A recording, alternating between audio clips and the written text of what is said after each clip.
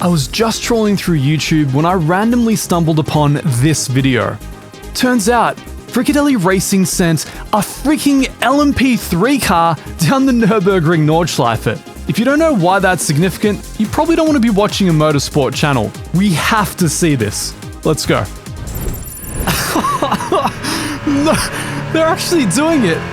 Okay, you can see beneath me, the time has actually started counting down a minute and a half ago. That means they've started this on the VLN circuit. I have no idea about any of this, by the way. I don't know what the setup is. I don't know what the premise is. I don't know why the hell there's an LMP3 going down into Hudson-Bach right now. It looks like he's going about maybe 80, 70%. It's like he's still feeling it out. Maybe the prototype isn't perfectly set up for the Nordschleife yet. Maybe they just kind of threw it on there and went, yeah, she'll do.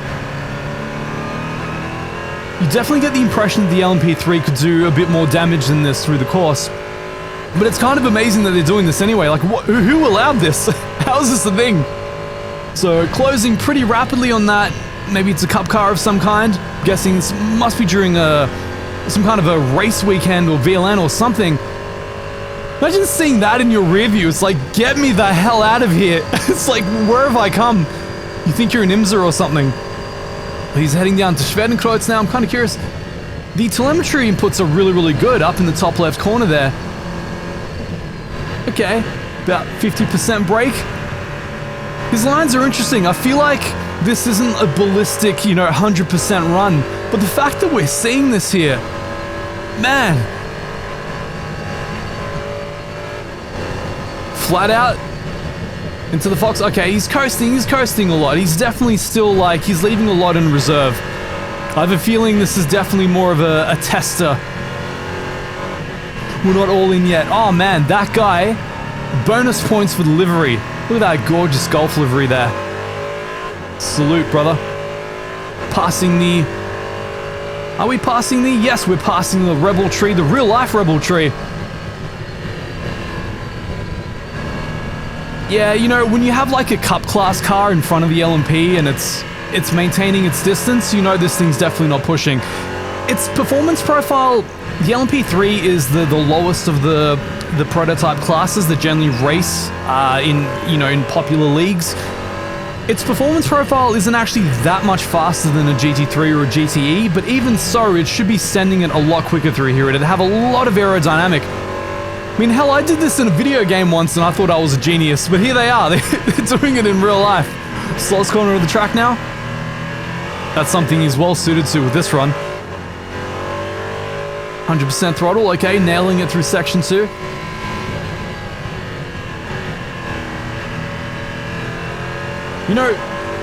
Tell me in the comments down below, what is this? I don't know what the premise or the setup for this is.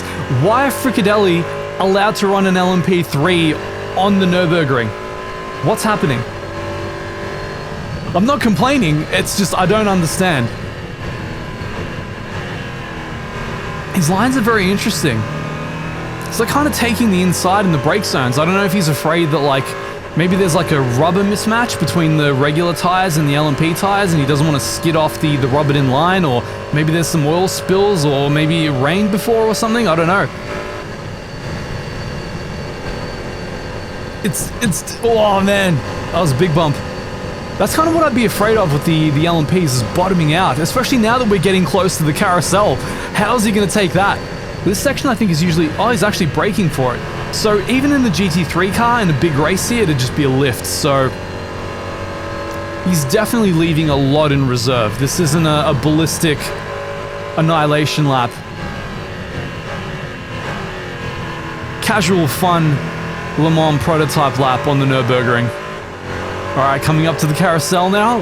What's he gonna do here?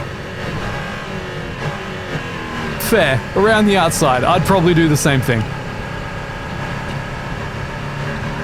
They're not the most powerful things in the world, the LMP3s, but they've got the aero to make up for it, so it's probably like I was gonna say the easiest, probably the safest class of prototype to drive. Here we go, Sector 3. This is where the aero would really come in handy had he been sending it. Still very impressive. Hasn't really overtaken. Anyway, there it is. There it is. Oh man, imagine being in that thing and it's just like, that thing doesn't even have a wing on it. You just see a Le Mans prototype coming up in your rearview mirror. It's like, oh man, what did I sign up for? Get me the hell out of here. Oh, it really gives you an idea of how bouncy the Nürburgring is, doesn't it, when you have this much aero and it's so stiff. My head is blocking it, but you can actually kind of see if you watch the original video, which I'll have in the links down below. His head is bobbing all over the place, so whenever it hits these bumps, it's just doesn't look like a pleasant experience, putting it that way. It takes a bit of the curb on the inside. Not bad, not bad. Are we going to get airborne here? That's the question. No, we're not. Lots of brake before the jump. They're definitely just testing out the parameters here. This is definitely not a 110% send it or die trying lap. Beloff might have something to say about this.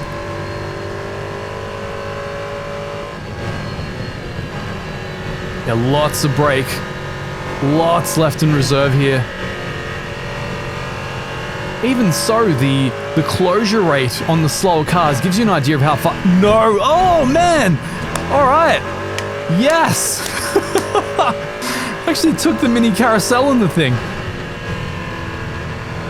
I'd be afraid of just ripping all the underbody aero out of that thing, assuming LMP3s have underbody aero. You would think they would, at the very least have a massive diffuser or something.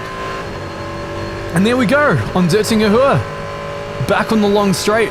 Now, okay, so the time beneath me is counting down 7:45. There's no chance they've started this obviously on the Nordschleife. He started this on the GP circuit. So, I'm guessing it's the VLN layout that they're doing. Considering how much he left in reserve, it's actually not a bad time. I'm gonna guess he's gonna finish in the mid 8 minutes across the line, the start-finish straight. That's okay, considering it's a leisurely lap. But I'd be curious to see, like, if they actually sent it with this thing on a qualifier, what could it actually do? Could it break the 8-minute barrier? I mean, it would definitely break the 8-minute barrier. And there we go. Oh, man.